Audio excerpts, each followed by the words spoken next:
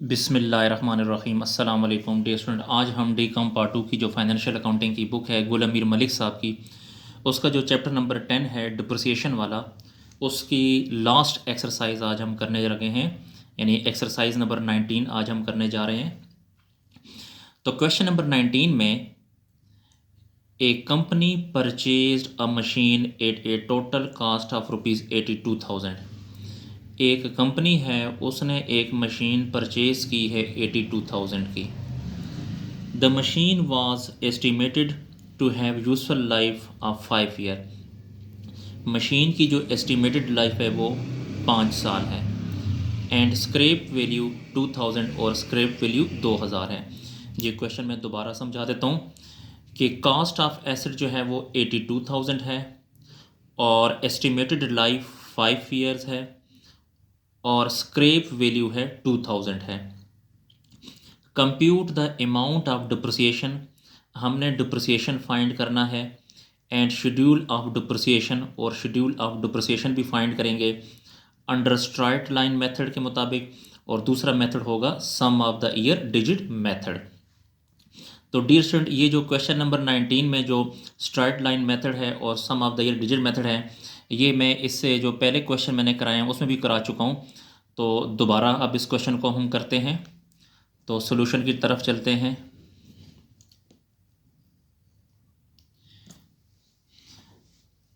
Exercise number 19, और इसका पहले हम गिवन डेटा लिखते हैं। तो हमारे पास जो कॉस्ट ऑफ एसेट है, गिवन डेटा में कॉस्ट ऑफ एसेट 82,000 है, रेजिडुअल वैल्यू जो है वो 2000 है, और इसके बाद एस्टिमेटेड लाइफ है 5 ईयर, और मेथड का जो नाम है स्ट्राइट लाइन मेथड। तो अब हमने स्ट्राइट लाइन मेथड के मुताबिक डिप्रिसिएशन और शेड्यूल ऑफ डिप्रिसिएशन फाइंड करना है। तो डिप्रिसिएशन का जो फार्मूला है वो है cost of assets minus residual value divide by estimated life. ये आपने डिप्रिसिएशन का फार्मूला लिखना है स्ट्राइट लाइन मेथड के मुताबिक। उसके बाद कॉस्ट ऑफ एसेट है 82,000, ये माइनस, और यहाँ पर भी माइनस लिखेंगे। रेजिडुअल वैल्यू है 2000 और एस्टिमेटेड लाइफ है 5 ईयर जी। उसके बाद फिर आपने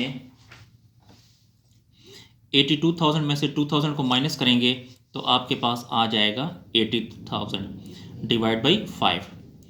80,000 को 5 पे डिवाइड करेंगे तो आपके पास आ जाएगा 16,000 जी। डियर स्टूडेंट, ये तो अब हमने डिप्रिसिएशन फाइंड किया है।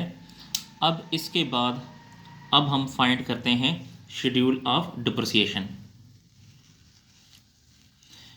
तो शेड्यूल ऑफ डिप्रिसिएशन के लिए भी आपने इस तरह का टेबल बनाना है।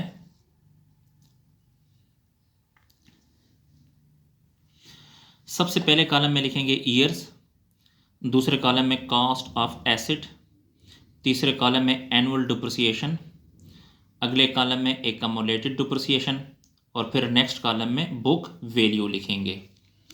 तो इस क्वेश्चन में जो एस्टिमेटेड लाइफ था वो 5 ईयर था, तो आपने ईयर्स के कॉलम में लिखना है 1 2 3 4 एंड 5 लिखेंगे।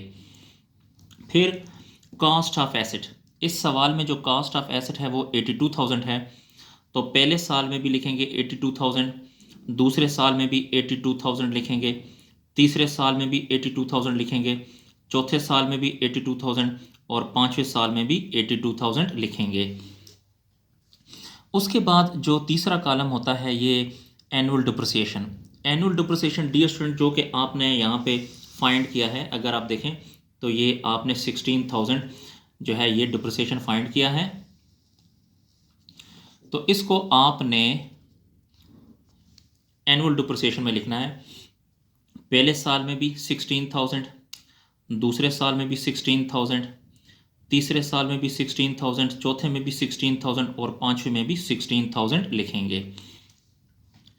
उसके बाद यहाँ पे आपने चौथे कॉलम में लिखना है एक्यूमुलेटेड डिप्रिसिएशन जी। एक्यूमुलेटेड डिप्रिसिएशन का तरीक़ेकार ये है कि आपने सबसे पहले इस 16,000 को एज इट इज़ यहाँ पर लिखना है। ये हमने 16,000 लिख दिया। फिर 16,000 के साथ प्लस करें 16,000 को तो 32,000 आएगा। तो यहाँ पे आपने लिखना है 32,000। 32,000 को प्लस करें 16,000 के साथ तो 48,000 आएगा। तो यहाँ पे आपने लिखना है 48,000। फिर 48,000 के साथ 16,000 को प्लस करेंगे तो ये आ जाएगा 64,000। फिर 64,000 के साथ आपने 16,000 को प्लस करना है तो ये आ जाएगा 80,000। यहाँ पे लिखेंगे 80,000 जी। उसके बाद लास्ट कॉलम है बुक वैल्यू का। तो बुक वैल्यू अब हम कैसे फाइंड करेंगे कि आपने सेकंड कॉलम में से फोर्थ कॉलम को माइनस करना है। यानी इस कॉलम की जो अमाउंट है इसमें से इस कॉलम की अमाउंट को माइनस करेंगे।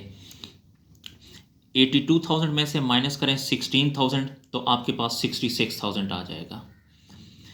82,000 से माइनस करें 32,000 तो आपके पास 50,000 आ जाएगा। 82,000 में से 48,000 को माइनस करें तो आपके पास 34,000 आ जाएगा।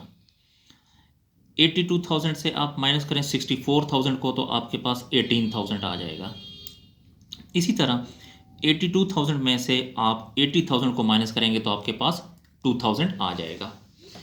जी डियर स्टूडेंट, इस क्वेश्चन नंबर 19 का जो पहला पार्ट था स्ट्राइट लाइन मेथड के मुताबिक हमने डिप्रिसिएशन भी फाइंड कर लिया और शेड्यूल ऑफ डिप्रिसिएशन भी फाइंड कर लिया जी। अब इसके बाद अब हम इसी क्वेश्चन नंबर 19 का सेकंड पार्ट जो है sum of the year digit method उसके मुताबिक क्वेश्चन सॉल्व करते हैं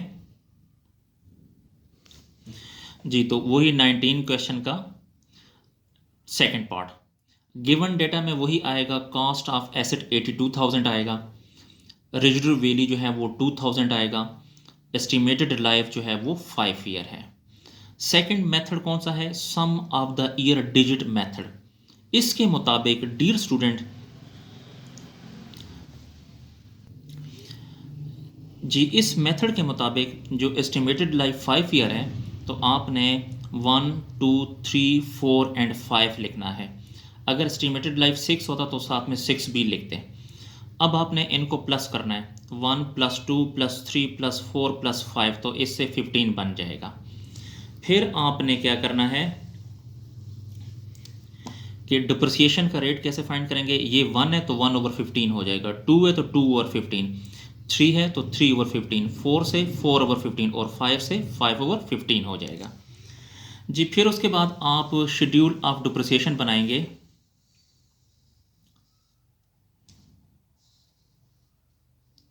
जी, ये शेड्यूल ऑफ डिप्रिसिएशन है। इसके मुताबिक ईयर्स में जो ईयर्स का कॉलम है इसमें आपने लिखना है एस्टिमेटेड लाइफ 5 ईयर है तो 1, 2, 3, 4 एंड 5 लिखेंगे। उसके बाद कॉस्ट ऑफ एसेट, जो कॉस्ट ऑफ एसेट है वो 82,000 है इस क्वेश्चन में, तो यहाँ पे भी पहले साल में भी 82,000 लिखेंगे, दूसरे साल में भी 82,000, तीसरे में भी 82,000, चौथे में भी 82,000 और पांचवें में भी 82,000 लिखेंगे। उसके बाद rate of depreciation. Rate of depreciation में आपने सबसे ऊपर 5/15, फिर 4/15, फिर 3/15, फिर 2/15 और फिर 1/15 लिखना है। अब आपने एक कम्युलेटेड डिप्रिसिएशन फाइंड करना है, sorry annual depreciation. Annual depreciation find करने का तरीक़ाकार ये है कि जब भी sum of the year digit method होगा तो उसमें उसके मुताबिक 82,000 में से रेजिडुअल वैल्यू 2,000 को माइनस करें तो उससे 80,000 आ जाएगा। 80,000 का 5/15 यानी 80,000 को 5 से मल्टीप्लाई करके जो आएगा उसको 15 पे डिवाइड करें तो आपके पास 2,667 आ जाएगा। फिर 80,000 का 4/15 आपके पास 21,333 आ जाएगा। फिर 80,000 का 3/15 आपके पास 16,000 आ जाएगा। फिर 80,000 का 2/15 आपके पास 10,667 आ जाएगा। फिर 80,000 का 1/15 आपके पास 5,333 आ जाएगा जी। उसके बाद अब हम एक कम्युलेटेड डिप्रिसिएशन फाइंड करेंगे। तो एक कम्युलेटेड डिप्रिसिएशन का तरीक़ाकार ये है कि 2,667 को एज इट इज़ यहाँ पर लिखें और इसके साथ 21,333 को प्लस करें तो 48,000 आ जाएगा। 48,000 के साथ आपने 16,000 को प्लस करें तो आपके पास 64,000 आ जाएगा। 64,000 के साथ 10,667 को प्लस करें तो आपके पास 74,667 आ जाएगा। फिर 74,667 के साथ 5,333 को प्लस करें तो आपके पास 80,000 आ जाएगा।